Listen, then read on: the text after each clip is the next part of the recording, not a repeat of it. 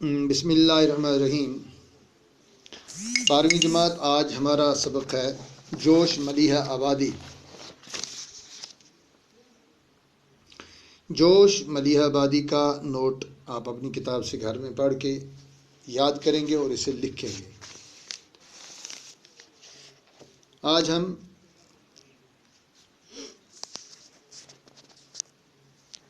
ان کی یہ نظم پڑھتے ہیں۔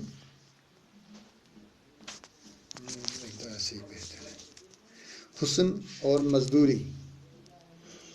ایک دوشیزہ سڑک پر دھوپ میں ہے بے قرار، چوڑیاں بجتی ہیں کنکر کوٹنے میں بار بار۔ شاعر پہلے اشارے میں فرماتے ہیں کہ ایک دوشیزہ، ایک لڑکی جو ہے چھوٹی سی، وہ دھوپ میں سڑک پہ بے قرار ہے اور کنکر روڑی جو سڑک پہ ہوتی ہے اسے کوٹ رہی ہے، اس سے اس کی چوڑیاں بجتی ہیں۔ چوڑیوں کے ساز میں یہ شور ہے کیسا بھرا، آنکھ میں آنسو بنی جاتی ہے جس کی ہر صدا۔ کہہ رہا ہے یہ جو چوڑیوں کا شور ہے یہ کس قسم کا شور ہے کہ اس شور سے آنکھوں میں ہر آواز جو ہے اس شور کی وہ آنکھوں میں آنسو بن جاتی ہے۔ گرد ہے رخسار پر زلفیں اٹی ہیں خاک میں، ناز کی بل کھا رہی ہے دیدہ غمناک میں۔ گرد ہے رخسار پر یعنی چہرے پر گرد و غبار چڑھا ہوا ہے، زلفیں بال جو ہیں وہ مٹی سے بھرے ہوئے ہیں، نازکی بل کھا رہی ہے دیدہ غمناک میں۔ اور نازک اس کا جو بدن ہے، اس کا ایک ایک حصہ جو نازک ہے وہ تو اس طرح سے غم میں جیسے ڈوب گیا ہے۔ ہو رہا ہے جذب مہر خوں چکاں کے روبرو، کنکروں کی نبض میں اٹھتی جوانی کا لہو۔ کہہ رہا ہے یہ تو جس طرح سے کسی قاتل کے سامنے یہ جذب ہو رہا ہے، یہ اٹھتی جوانی کا جو خوبصورتی تھی، جو حسن تھا، وہ ان کنکروں میں جیسے بکھر رہا ہے۔ دھوپ میں لہرا رہی ہے کاکل عنبر سرشت، ہو رہا ہے کم سنی کا سوچ جزوے سنگ وشت۔ کہہ رہا ہے کہ دھوپ میں اس طرح سے کاکل یعنی خوشبو والے بال جو ہیں وہ اس طرح سے دھوپ میں لہرا رہے ہیں۔ ہو رہا ہے کم سنی کا سوچ جزوے سنگ وخشت۔ کہہ رہے ایک تو یہ بچپن ہے، کم سنی کم عمری ہے، اور پتھروں سے جس طرح سے اس کا مقابلہ ہو رہا ہے۔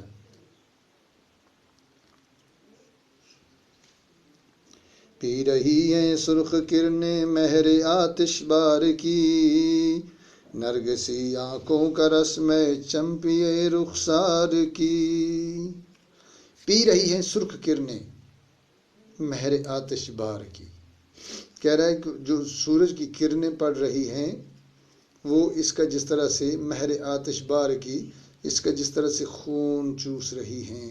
نرگسی آنکھوں کا رس میں چمپئی رخسار کی، آنکھوں کا جو چمک تھی اور چہرے کا جو رنگت تھی اور اسے وہ جلا رہی ہیں، جس طرح سے اس میں سے خون نکال کے وہ کرنیں سورج کی چوس رہی ہیں۔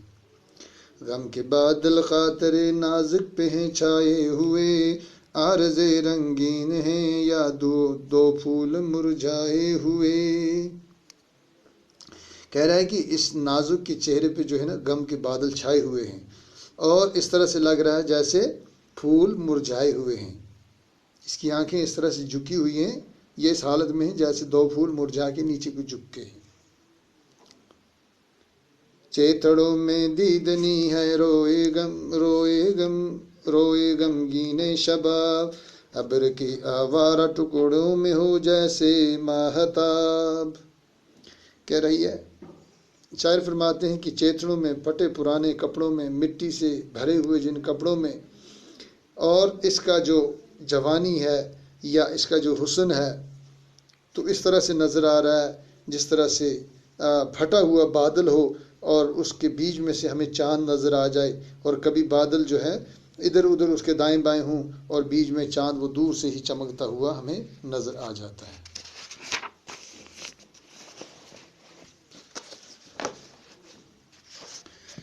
اف یہ ناداری میرے سینے سے اٹھتا ہے دھواں، آہ اے افلاس کے مارے ہوئے ہندوستان۔ شاعر یہاں پر اف یعنی ایک ایسا درد کا حرف ہے، یہ غریبی میرے سینے سے جیسے دھواں اٹھتا ہے، یعنی اس غریبی کو دیکھ کے میرے سینے کے اندر سے جیسے آگ دھواں اٹھتا ہے، اور افسوس اس ہندوستان کا کہ اس کی غربت کہاں جائے گی، کب ختم ہوگی اس کی غربت۔ حسن ہو مجبور کنکر توڑنے کے واسطے، دست نازک اور پتھر توڑنے کے واسطے۔ کہہ رہا ہے حسن مجبور ہو یہ سڑک پہ آ کے یہ پتھر توڑنے کے واسطے، دست نازک نازک ہاتھ جو ہیں تو یہ کیا پتھر توڑنے کے لیے ہیں۔ فکر سے جھک جائے وہ گردن تف لیل و نہار، جس میں ہونا چاہیے پھولوں کا ایک ہلکا سہار۔ کہہ رہا شاعر فرماتے ہیں کہ فکر سے وہ گردن جھک جائے، اف تف مانے حرف ایک قسم کی حقارت سے، جس طرح سے ہم کہیں اے دن رات حیف ہو تم پہ، کہ گردن وہ فکر سے جھک جائے جس گردن میں اس وقت پھولوں کا ہلکا سا ہار ہونا چاہیے، بھاری پھول بھی نہ ہو۔ آسمان جانے طرب کو وقف رنجوری کرے، صنف نازک بھوک سے تنگ آ کے مزدوری کرے۔ آسمان جانے طرب کو وقف رنجوری کرے، یہاں پر بہت اعلیٰ قسم کا بیان کیا ہے انہوں نے۔ کہہ رہے ہیں کہ آسمان کو بھی رنج اور ملال میں رہنا چاہیے، کیونکہ یہاں پہ صنف نازک یعنی عورت ذات یا لڑکی کی ذات آ کے بھوک سے تنگ آ کے سڑکوں پہ مزدوری کرے۔ بھوک میں وہ ہاتھ اٹھیں التجا کے واسطے، جن کو قدرت نے بنایا ہو ہنا کے واسطے۔ کہہ رہا ہے کہ بھوک میں وہ ہاتھ التجا کے لیے اٹھیں، لوگوں کے سامنے اس طرح سے ہاتھ پھیلائیں، بابا مجھے کچھ دے دو۔ جن کو قدرت نے مہندی کے لیے بنایا ہو، ان کو اتنا خوبصورت بنایا ہو، نازکی سے جو اٹھا سکتی نہ ہو کاجل کا بار، ان سبک پلکوں پہ بیٹھے راہ کا بوجھل غبار۔ کہہ رہا ہے وہ پلکیں، وہ آنکھیں کہ جو کاجل کا بار، کاجل کا وزن نہ اٹھا سکتی ہوں، ان پہ رستے کا پورا غبار جو ہے بوجھل وہ چڑھ جائے۔ کیوں فلک مجبور ہو آنسو بہانے کے لیے، انکھڑیاں ہوں جو دلوں میں ڈوب جانے کے لیے۔ شاعر کہہ رہے ہیں کہ کیوں فلک، اے آسمان وہ کیوں مجبور ہوں آنسو بہانے کے لیے، وہ چھوٹی چھوٹی آنکھیں جو اصل میں دل میں ڈوب جانے کے لیے ہوں۔ مفلسی چھانٹے اسے قہر و غضب کے واسطے، جس کا مکھڑا ہو شبستان طرب کے واسطے۔ شاعر یہاں فرماتے ہیں کہ اسے مفلسی چھانٹ کے اپنے قہر و غضب کے لیے لے جائے، حالانکہ جس کا مکھڑا شبستان طرب کے واسطے، جس کا مکھڑا دیکھتے ہی انسان کو خوشی مل جائے۔ فرت خشکی سے وہ لب ترسیں تکلم کے لیے، جس کو قدرت نے تراشا ہو تبسم کے لیے۔ کہتا ہے کہ سڑک پہ یا اس دھوپ میں، جلتی دھوپ میں، وہ معصوم پیاسے ہونٹ بات نہ کر سکیں، اور جن ہونٹوں کو خدا نے بنایا ہو تبسم کے لیے، مسکراہٹوں کے لیے، دست نازک کو رسن سے اب چھڑانا چاہیے، اس کلائی میں تو کنگن جگمگانا چاہیے۔